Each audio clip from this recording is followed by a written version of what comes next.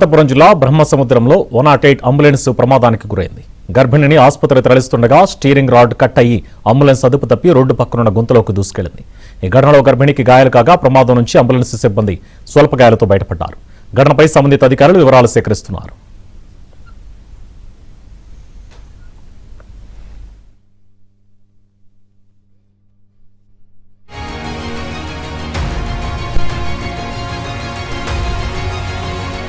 అనంతపురం జిల్లా బ్రహ్మసముద్రంలో 108 అంబులెన్స్ ప్రమాదానికి గురైంది.